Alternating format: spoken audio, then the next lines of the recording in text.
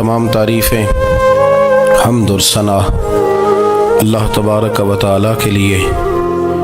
दुरूद सलाम नबी अकरम नूर मुजस्सम शफ़ी मुअज़्ज़म अहमद मुज्तबा जनाब हज़रत मुहम्मद मुस्तफ़ा सल्लल्लाहु ताला अलैहि वसल्लम की ज़ाते वाला सिफ़ात के लिए हम्द सलात के बाद मुसलमान का ये अक़ीदा है कि हमारा खालिक अल्लाह है, हमारा मालिक अल्लाह, हमारा राज़िक अल्लाह। जब ये सारी चीज़ें, सारी अताएँ, सारी नेमतें अल्लाह की हैं तो फिर मुसलमान की सारी तवज्जो भी अल्लाह ही की जानिब होनी चाहिए। उसे कोशिश करनी चाहिए कि वो हर मामले में, हर मसले में, हर परेशानी में अपनी तवज्जो अपने रब करीम की जानिब मबज़ूल रखे। इंसान जब अपने इल्म पर भरोसा करने लगता है या अपनी अकल पर भरोसा करने लगता है या अपने ताल्लुकात पर भरोसा करने लगता है या अपनी दौलत पर, माल पर, सेहत पर, तो एक बहुत बड़े धोखे का शिकार हो जाता है। और इंसान जब इंसानों पर भरोसा करने लगता है तो फिर अल्लाह ताला उसे बाज़ौक़ात इंसानों के सुपुर्द कर देता है, इंसानों के सुपुर्द। और बहुत सारे ऐसे लोग भी होते हैं जो रब करीम को भूलते हैं और वो अपनी सारी तवज्जो इंसानों की तरफ, दुनिया की तरफ, दुनियादारों की तरफ कर लेते हैं। तो अल्लाह ताला फरमाता है फिर मैं उन्हें ये सज़ा देता हूँ कि वो मुझे भूलने निकले थे तो मैंने उन्हें उनका अपना आप भी भुला दिया, अपना आप भी। सूरह हश्र को देखिएगा, फरमाया वाला तकूनु कल्लज़ीना नसुल्लाह फ़अन्साहुम अनफुसहुम। उन लोगों की तरह न हो जाना जिन्होंने अल्लाह को भुला दिया तो अल्लाह ने फिर उन्हें उनका अपना आप भी भुला दिया।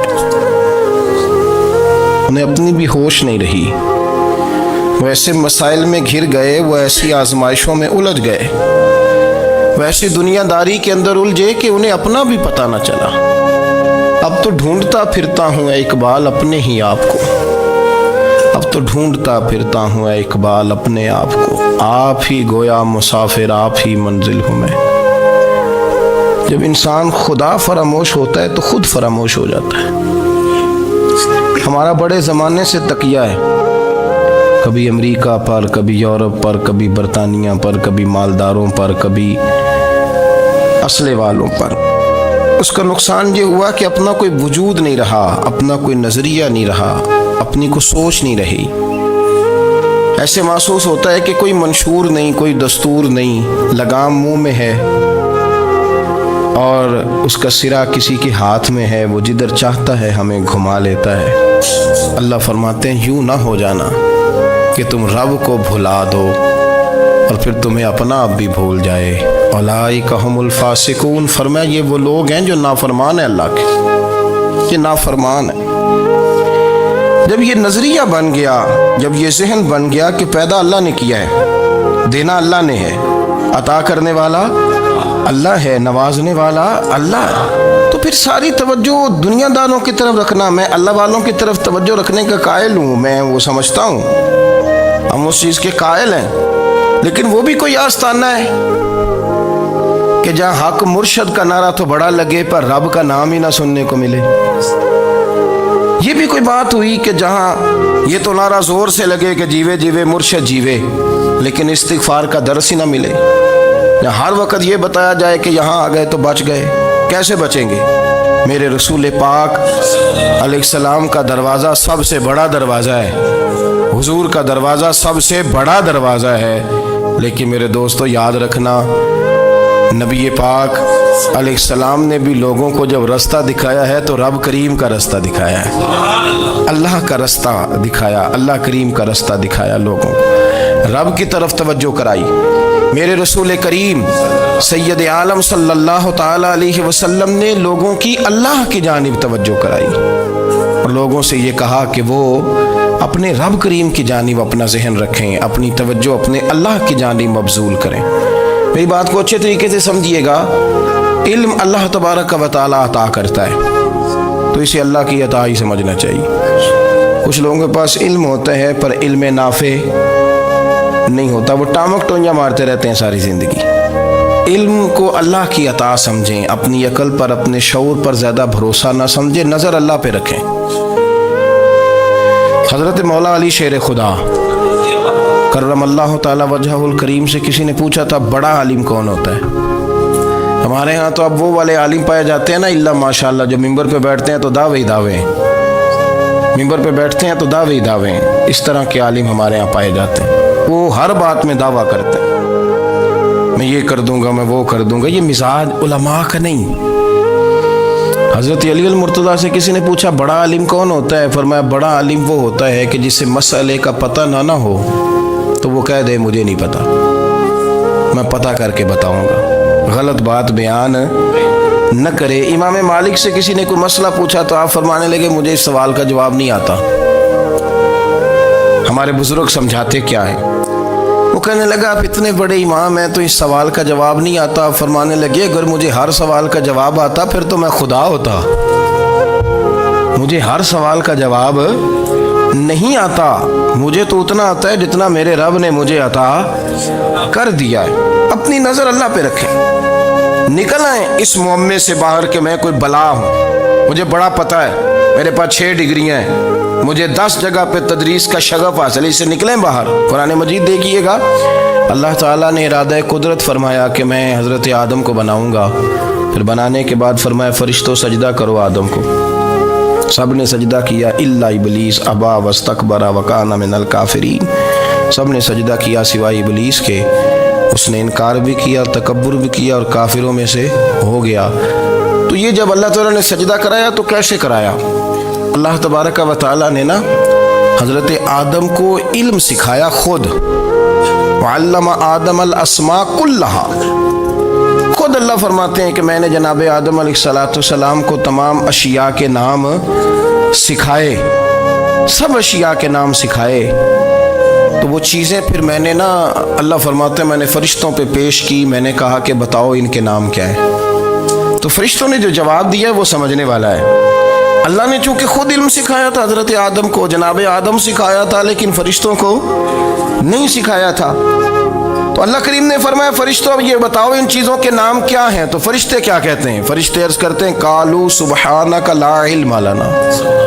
آپ کبھی یقین کریں اس چیز کی لذت لیں تو مزہ آ جائے۔ کہا قالوا سبحانک، کہنے لگے تو پاک ہے، قالوا سبحانک، کہنے لگے تو بھئی آدم علیہ السلام کو نام سکھا لیے، پھر فرشتوں کے سامنے وہ چیزیں پیش کر کے کہا ان چیزوں کے نام بتاؤ، تو فرشتے کیا کہتے ہیں؟ کہتے ہیں قالوا سبحانک، تو پاک ہے، لا علم لنا، ہمارے پاس کوئی علم نہیں، الا ما علمتنا، ہمیں تو اتنا پتہ ہے جتنا تو نے ہمیں سکھا دیا، ہمیں تو اتنا پتہ ہے جتنا تو نے ہمیں، لا علم لنا، ہمارے پاس کوئی علم نہیں ہے، اتنا ہی پتہ ہے جتنا تو نے ہمیں سکھا دیا ہے، اس سے زیادہ ہمارے پاس علم، اور یہ کیوں تو نے ہمیں جتنا سکھایا اتنا پتہ ہے۔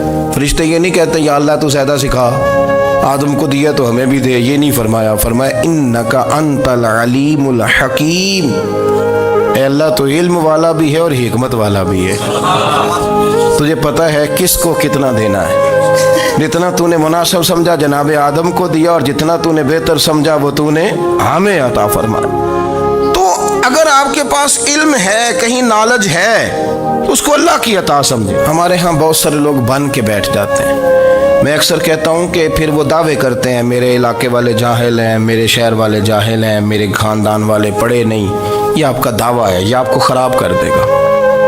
ہم نے بہت سارے ایسے لوگ دیکھے جو بہت بڑے عالم تھے، لیکن اللہ جب لینے پہ آیا تو عقل ہی لے گیا، شعور ہی چلا گیا، حافظے ختم ہو گئے۔ آپ دیکھتے ہیں بڑھاپے میں کچھ لوگ ایسے ہوتے ہیں کہ جن کو یہ بھی یاد نہیں رہتا کہ میرا نام کیا ہے، میں کہاں ہوں، مجھے کدھر جانا ہے۔ تو اس وقت سے اللہ کی پناہ مانگیں اور اپنی نظر اپنے رب کریم کی جانب رکھیں، اللہ کی جانب اپنی نظر کو مبذول رکھیں۔ دوسری بات، علم کے بعد ایک چیز آتی ہے جس کا نام ہے ہدایت، جس کا نام ہے تقوی، جس کا نام ہے پرہیزگاری، جس کا نام ہے عمل، عبادت، ریاضت۔ یہ بھی اسی وقت ہی نصیب ہوتی ہے جب میرا رب کریم نصیب فرما دیتا ہے۔ ہم نے نا نیکی کا اپنا اپنا سٹیٹس بنا لیا ہے، اپنا اپنا معیار بنا لیا ہے۔ کچھ لوگ کہتے ہیں کہ جناب مسجد میں سیمنٹ کا توڑا دینے سے بہتر ہے کسی غریب کو آٹے کا تھیلا دے دو۔ اب اس نے اپنا مزاج بنا لیا نا نیکی کا، اس نے اپنا سٹیٹس بنا لیا۔ میرا یہ سوال ہے کہ نبی پاک صلی اللہ تعالیٰ علیہ وسلم جب مدینہ شریف آئے تھے تو حضور نے سب سے پہلے غریبوں میں آٹا تقسیم کیا تھا کہ سب سے پہلے مسجد بنائی تھی؟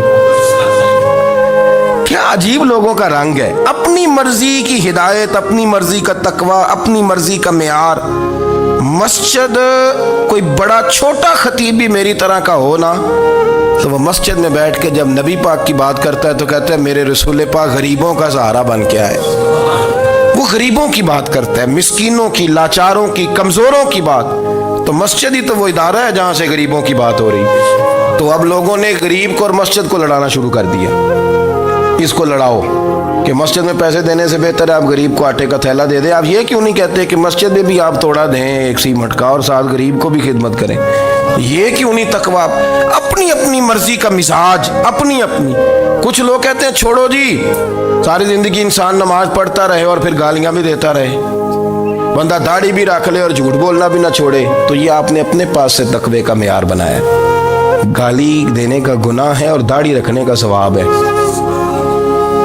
تو اگر آپ داڑھی رکھے ہوئے ہیں اور آپ کوئی غلطی کر رہے ہیں تو اس سے آپ کی داڑھی کا ثواب ختم، اللہ کرے آپ کو سمجھ آئے میری بات۔ آپ کوئی غلطی کر رہے ہیں، داڑھی کا ثواب اس سے ختم، وہ اپنی جگہ پہ قائم ہے چیز۔ اپنی مرضی کا کیوں تقوی کا معیار بناتے ہیں؟ تقوی کا مزاج اپنی مرضی کا نہ بناؤ۔ اللہ کی بارگاہ سے دعا مانگو کہ یا اللہ ہمیں ہدایت کا نور عطا فرما، اللہ تو ہمیں رستہ دکھا، تو بتا کہ ہدایت کیا ہے۔ تو رب فرماتا ہے اللہ ولی الذین آمنوا، اللہ مومنوں کا مددگار ہے، یخرجہم من الظلمات الی النور، وہ انہیں اندھیروں سے نکالتا ہے اور نور کی طرف روشنی عطا فرماتا ہے۔ اندھیروں سے نور کی طرف اللہ لاتا ہے۔ اللہ ولی، اللہ مومنوں کا ولی ہے، وہ انہیں اندھیروں سے نور کی طرف نکالتا ہے۔ ہدایت ہمیشہ اللہ کی طرف سے سمجھے۔ جب وہ نماز کی توفیق دیتا ہے تو اپنے فضل سے دیتا ہے، جب وہ ذکر کی توفیق دیتا ہے تو اپنے فضل سے۔ ہم سمجھتے ہو جی فلانا نہیں پڑھ رہا بڑا بیوقوف ہے، فلانا نہیں پڑھ رہا، تو تم کیا اپنی عقل کے زور پہ پڑھ رہا ہے؟ میں جی اللہ کے فضل سے 2 سپارے پڑھتا ہوں، تو کس پہ احسان کرتے تو 2 سپارے پڑھ کے رویا کر کہ اگر مالک تو بڑا قریب نہیں؟ بڑے لوگ ہیں جن کو پورا قرآن حفظ ہے پر انہیں پڑھنے کی توفیق نہیں، تو انہیں فضل کیا اور مجھے توفیق دے دی ہے پڑھنے۔ رویا کر، پڑھ کے رویا کر، راتی ساری کر کر زاری، وہ نیند اکھاں تھی توندے تے فجرے اوہی گناہگار کہاون سب تو نیوے ہوندے۔ مہربانی کریں، ڈریں، نیکی کریں تو پھر ڈریں، پھر احساس پیدا کریں، پھر اپنے اندر وہ کمزوری لائیں کہ توبہ توبہ مجھے تو پتہ ہی نہیں، تو جانتا ہی نہیں۔ حضرت سیدنا امام اعظم ابو حنیفہ رحمۃ اللہ تعالی علیہ کے ساتھ ایک شخص کہتا میں نے نماز پڑھی، تو عشاء کی نماز تھی۔ یہ جو لوگ بڑے ہوتے ہیں نا، جن کے پیار کرنے والے بڑے ہوتے ہیں، ان کے گرد خوف بھی بڑا ہی ہوتا ہے، انہیں بڑا ڈر لگتا ہے، بڑی بعض اوقات آزمائش ہوتی ہے ان کی۔ عشاء کی نماز کہتے پڑھی تو امام صاحب نے نا عشاء کی نماز میں تلاوت کی آیتیں فَمَن يَعْمَلْ مِثْقَالَ ذَرَّةٍ خَيْرًا يَرَهُ وَمَن يَعْمَلْ مِثْقَالَ ذَرَّةٍ شَرًّا يَرَهُ، فرمایا جو ذرہ برابر خیر کرے گا وہ بھی قیامت میں دیکھے گا، اور جو ذرہ برابر شر کرے گا وہ بھی قیامت میں اس شر کو دیکھے گا، اس کے سامنے آئے گا۔ تو وہ شخص کہتا ہے کہ سارے لوگ نماز پڑھ کے چلے گئے تو امام صاحب رحمۃ اللہ علیہ نے اپنی داڑھی پکڑی ہوئی، رو رہے ہیں، کہتے ہیں وہ ذرہ برابر نیکی کا بدلہ دینے والے، وہ ذرہ برابر شر پہ سزا دینے والے میری سفید داڑھی کو دیکھ، مالک میرے ذرے ذرے سامنے نہ لانا، لوگ تو میری بڑی قدر کرتے ہیں دنیا، میں تو بڑا پہچانا جاتا ہوں، لوگ تو میری راہوں میں پھول لیے کھڑے ہوتے ہیں، مجھے بڑا نوازتے ہیں، قیامت میں رسوا نہ کر دینا، میرے لیے مشکل ہو جائے گی۔ وہ کہتے ہیں میں نے امام صاحب کا درد دیکھا، مجھے کوئی کام تھا تو میں چلا گیا، میں نے کہا کہ وہ اس وقت اللہ کے حضور حاضر ہیں تو میں دوبارہ آؤں گا، کہتے میں تہجد کا وقت آیا تو امام صاحب وہیں بیٹھے تھے اور ان کی داڑھی آنسوؤں سے بھری ہوئی تھی اور زور سے داڑھی پکڑی ہوئی، کہنے لگے مالک رسوا نہ کر دے، قیامت میں رسوا نہ کر دے۔ یار جو ہدایت یافتہ لوگ تھے وہ تو ڈرے ہوئے تھے، وہ تو سہمے ہوئے تھے، وہ تو کہتے تھے یہ اس کا فضل نہیں، اس نے بلا لیا، یہ اس کا کرم نہیں۔ حضرت بایزید بسطامی کسی کافر کو دیکھتے تو رو پڑتے، کہتے مالک تو کتنا کریم ہے، یہ بے ایمان رہ گیا، تو نے اپنے فضل سے مجھے اپنے نبی کا غلام بنا لیا، وہ رو پڑتے۔ یہاں تو لوگوں کا دعویٰ ہی بڑا ہے۔ نمازی اللہ خیر فرمائے وہ تو دوسروں کو گھورتا ہے، وہ کہتا ہے جنت کا میں مالک ہوں، کنجیاں میرے پاس ہیں، میں کسی اور کو گھسنے نہیں دوں گا، اور اگر 2-3 حج کر لے تو پھر تو وہ کہتا ہے کہ اب میرے سے پوچھ کے لوگ جنت میں جائیں گے معاذ اللہ، اور اگر وہ 2 4 5 7 دفعہ کوئی نفل پڑھ لے تو پھر وہ کہتا ہے چھوڑیں جی سارے لوگ بے عمل ہیں، میں اکیلا نیک ہوں۔ نہ ایسا کریں، اپنی توجہ اپنے رب پہ رکھیں، اپنی توجہ اپنے معین الملت والدین، عطائے رسول، ہند الولی، غریب نواز، خواجہ معین الدین چشتی، حضرت خواجہ اجمیر، شاہ اجمیر، شاہ اجمیر، والی ہندوستان، آخری عمر میں نا سارا دن روتے گزر جاتا، ساری رات روتے گزر جاتے، ذرا سی کوئی بات کرتا تو رو پڑتے ہیں، آنکھیں آنسوؤں سے بھری رہتی۔ کئی دفعہ آپ نے بھی پریشان ہو جاتے ہیں نا کہ یار تو ایک بات کی جان ہی نہیں چھوڑ رہا، تو خواجہ قطب الدین صاحب بختیار کاکی سے لوگوں نے کہا کہ آپ مرشد سے بات کریں، اتنا بھی تو نہیں نہ رونا چاہیے، ہر وقت اس کے آنسو کی کریے، عاشق دا کام ہی رونا تونا، تبھی نہ رویوں نہیں منظوری، یہ عاشق سدا ہی روندا رہندا ہے، پاویں وصل ہوئے تے پاویں دوری، ہر وقت رونے کا کیا مطلب ہے؟ تو خواجہ قطب صاحب کہتے ہیں میں قریب گیا تو میں نے پیر دبائے، میں نے کہا سونیا لوگ تو کچھ بھی نہیں کرتے، تو نے تو کمال کر دیا، 90 لاکھ آدمی مسلمان کر دیا، دنیا کچھ نہیں کرتی، تو نے 50 سال ساری رات مصلے پہ بیٹھ کے رب راضی کیا، تو شہزادہ تھا، حضور کی اولاد تھا، لیکن معین الدین تیرا ایک پلاٹ بھی نہیں، تو نے طالب علم پالے، انہیں غریبوں کو دیا، انہیں نوازا، کوئی شے نہیں تیرے پاس، ہر چیز تو نے، ساری رات روتے ہو، سارا دن روتے ہو۔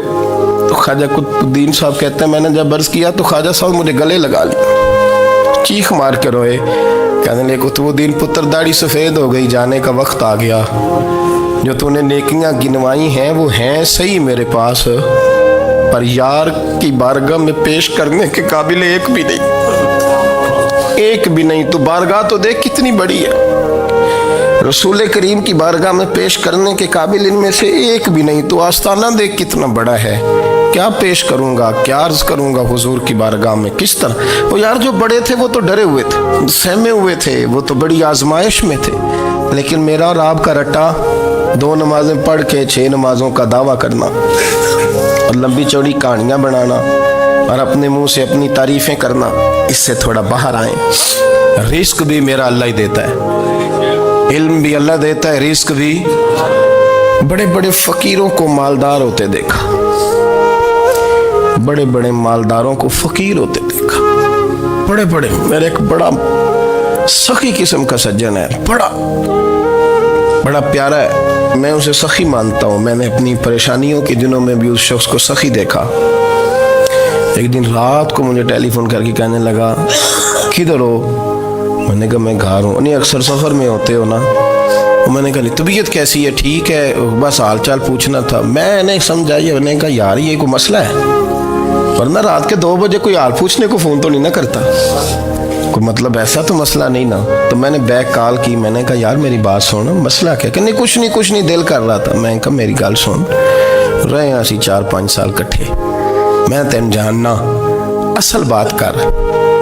کہنے لگا مکان بھی بڑا ہے، سارا کچھ ٹھیک ہے، پر وہ بڑا ہی بے نیاز ہے، کچھ حالات اس قسم کے آ گئے ہیں کہ لوگوں کو بتاؤں بھی تو لوگ ماننے کو تیار نہیں، زیادہ نہیں، مجھے نا تھوڑے سے پیسوں کی ضرورت ہے، کوئی 15-20 ہزار اگر مل جائیں، میری ضرورت۔ آپ یقین کریں میں روتا رہا ساری رات۔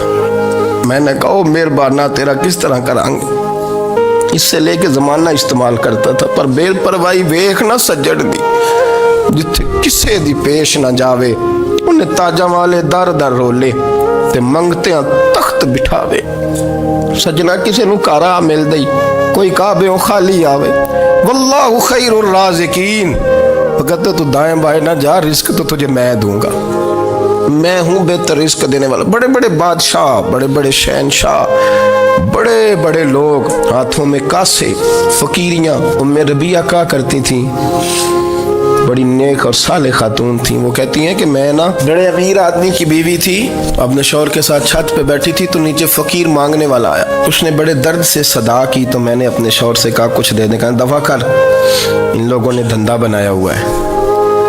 کہتی میں میکے سے بھی بڑا مال لے کے آئی تھی, میرے ماں باپ بڑے امیر تھے تو میں نے نا چوری اپنے خامہ سے نظر بچا کے باتھ روم جانے کے بہانے گئی اور نیچے جا کے 5 دینار میں نے اس فقیر کی ہتھیلی پہ رکھے. کہتے اس نے 5 دینار دیکھے, پھر میری طرف دیکھا تو میں نے اس کی آنکھوں میں آنسو چمکتے دیکھے. کہنے لگے بی بی رب تیرا بھلا کرے, میں 3 دنوں کا بھوکا ہوں. کہ وہ چلا گیا. میں گھر آ گئی, باہر آئی تو میرا شوہر کہنے لگا تو اتنی اب اتنی تو تیز ہو گئی ہے اور تو اتنی خود مختار ہو گئی ہے, میرے بغیر پوچھے مال خرچ کرے گی, جا تجھے 3 طلاقیں. کہتی میں بالدار اور وزادار باپ کی بیٹی تھی, طلاق لے کے گھر آئی تو میرا باپ ٹوٹ گیا, چارپائی پہ چلا گیا. اوہو یہ کیا بن گیا.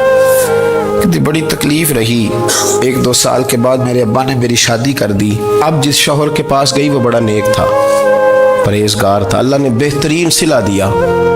کہتی چھت پہ بیٹھی تھی, دروازے پہ فقیر آیا, میں نے شوہر سے کہا کچھ دے دوں. کہنے لگا 5 نہ دینا, 15 دینا, 20 دینا, میں فقیر ہوں, میں نے فقر سے دولت دیکھی ہے, اسے خالی نہ لوٹانا.